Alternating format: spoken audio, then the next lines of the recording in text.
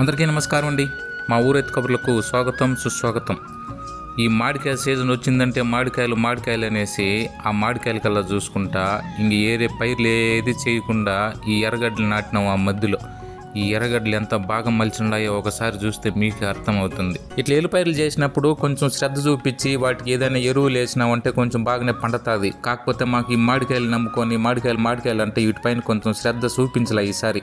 అందుకని ఈ ఎర్రగడ్డలు ఇంత బాగా మలిచినాయి. ఇంకెవరికైనా చెప్పినామంటే అదొక సిగ్గుచేటు, భలే పండిస్తావులారని మోకం అట్లా అంటారనేసి ఊరికి చెప్పలా. సరే ఈసారి అన్న ఈ మామిడికాయలంతా అయిపోయినాక దీనికి కొంచెం పశువుల ఎరువు అది ఇది వేసినామంటే కొంచెం పంట అన్న బాగా పండేదానికి అవకాశం అన్న ఉంటుంది. కనీసం ఈ ఎర్రగడ్డలు ముల్లంగడ్డలు పచ్చిమిరపకాయలు నాటుకున్నామంటే మనకి ఇంటి ఖర్చులకు ఎంతో పొద్దుపోతుంది ఇది.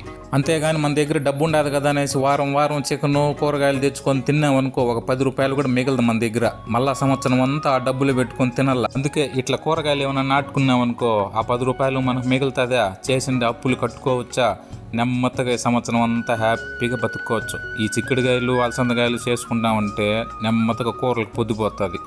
ఇది మా పరిస్థితే. ఈ వీడియో కనుక మీకు నచ్చినట్లయితే లైక్ చేయండి, షేర్ చేయండి, సబ్స్క్రైబ్ చేయండి. Thanks for watching.